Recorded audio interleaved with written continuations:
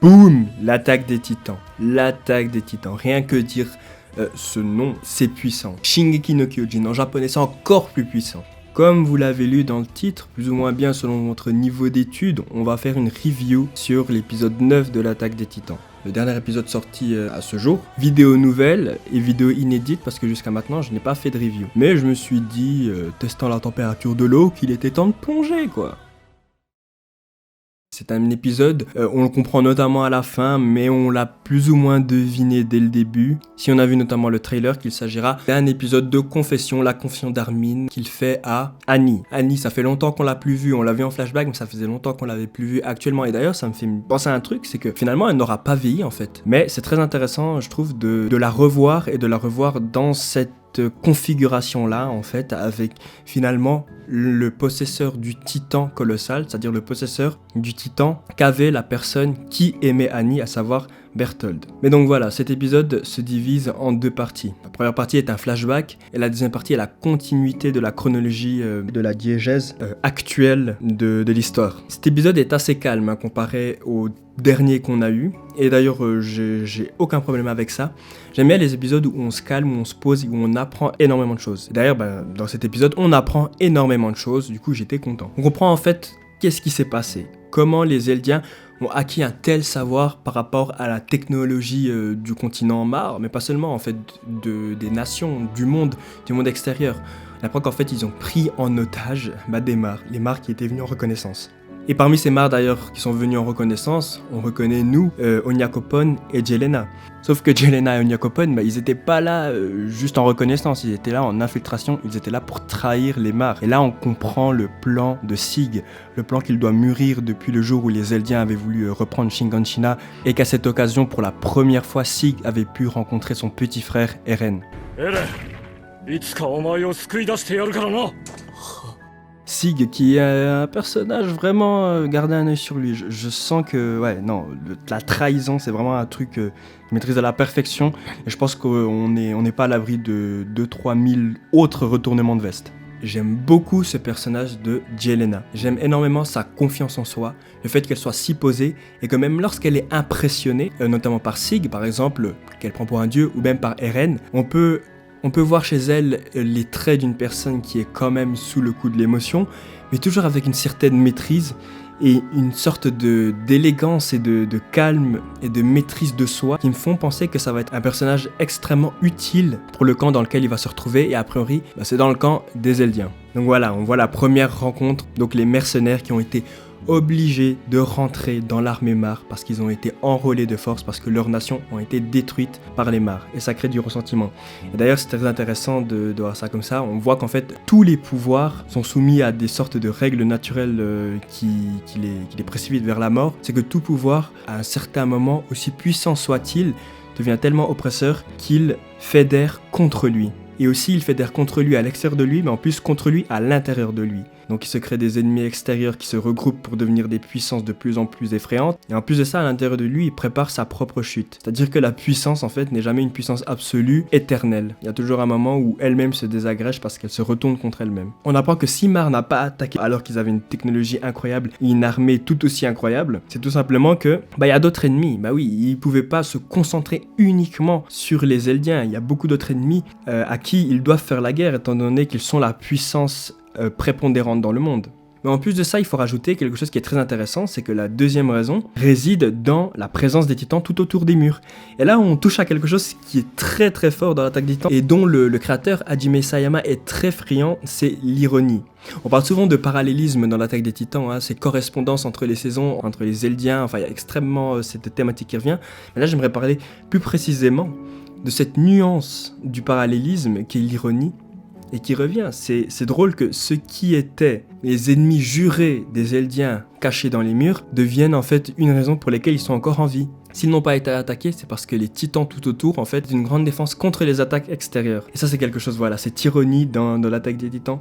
Je pressens qu'il va en avoir de plus belles encore, et ça me fait kiffer. D'ailleurs, on peut continuer sur le parallélisme, puisque là où tout le monde voit Sig comme étant un démon, et les titans comme étant des démons, et bah Jelena, qui fait partie des oppressés, voit Sig comme étant un dieu qui va la libérer. Et c'est quelque chose qu'appuie par la suite Onyakopon quand il parle de Dieu. Pour lui, c'est Dieu qui a donné cette puissance aux Eldiens. Et nous, d'après ce qu'on a entendu jusqu'à maintenant, c'est Ymir qui a pactisé avec le démon de la terre, un démon. Eh bien, pour les oppressés, ils ne voient pas la chose de la même manière. Et il ne s'agit pas de faire du relativisme de bas étage ici, mais juste de montrer à quel point nos points de départ quant à nos points de vue sont assez relatifs, eux. C'est seulement après étude des cas qu'on peut atteindre une certaine objectivité. Et là, on peut les comprendre, lancés dans ce monde cruel, eux faisant partie des gens écrasés, toute personne qui les libérera sera par définition une bonne personne. Et comment leur en vouloir? Mais d'ailleurs, le fait d'avoir énoncé le nom, le mot de Dieu,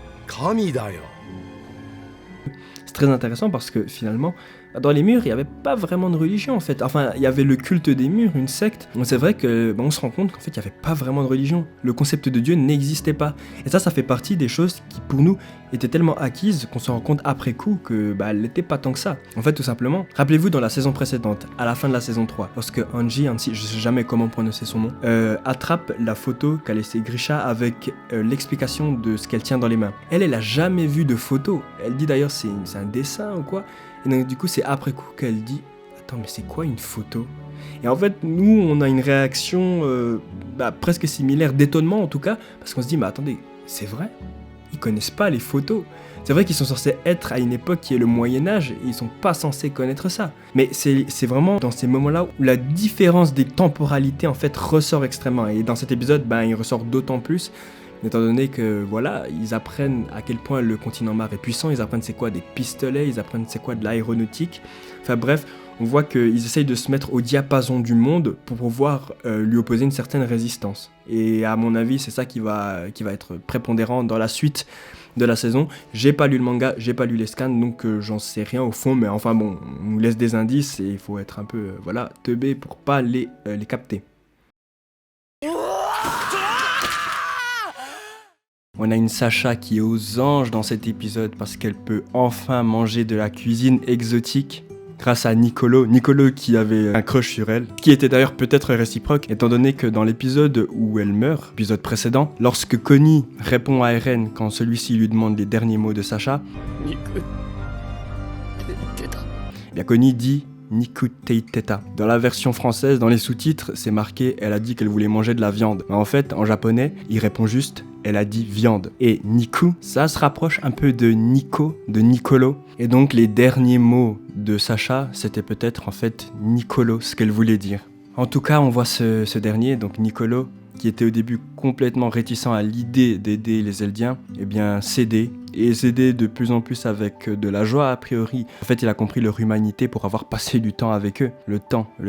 Ça reviendra, on va en parler un peu plus loin dans la review, lorsque Armin parle du temps qui serait nécessaire à dissiper les malentendus, ce qu'il appelle les malentendus. Et on a encore une Mikasa complètement abattue. Quand on la voit adossée à cette pierre tombale, les yeux au sol, la bouche cachée derrière son écharpe, on sent qu'elle en a gros sur la patate, et c'est un jeu de mots complètement involontaire, mais ce qui me permet de faire la transition avec les deux raisons qui à mon avis expliquent son abattement. Tout simplement, Potato Girl est morte. Ouais, avec Sacha, elles dormaient dans la même chambre, elles étaient amies, et d'ailleurs je pense qu'elles étaient même meilleures amies. En tout cas que la terre lui soit légère à cette fille, parce que c'était mon personnage féminin préféré, du coup ça me saoule un peu qu'elle soit morte.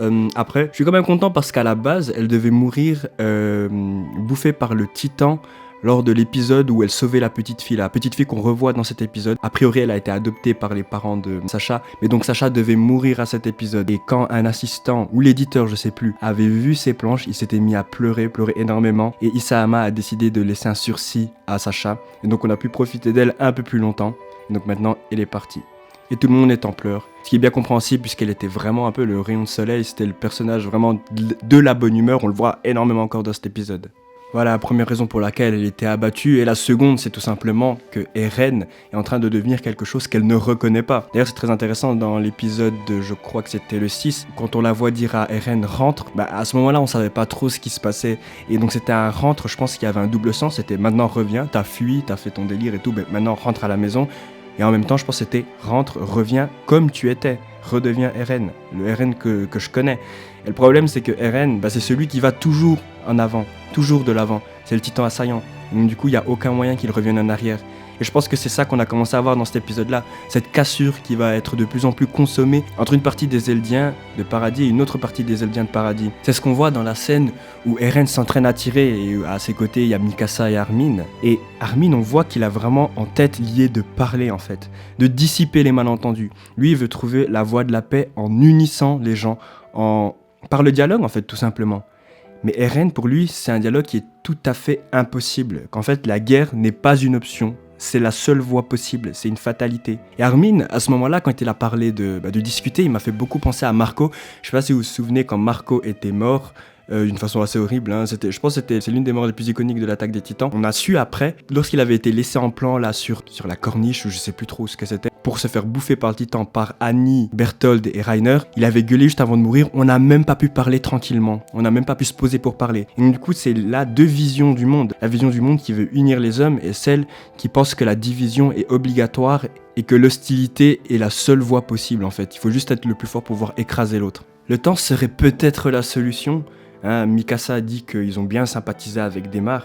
Et c'est vrai en fait, c'est une lueur d'espoir. Cependant, Eren rajoute avec combien Démar ? Tous les autres, ils veulent nous buter. Et en fait, ces questions-là, c'est des questions qui sont beaucoup plus actuelles qu'on pourrait le penser. Je veux dire, ça ne concerne pas juste les époques de guerre ou de guerre imminente. Je pense qu'à notre époque encore, ça peut être extrêmement pertinent. En tout cas, on voit qu'une solution serait le temps.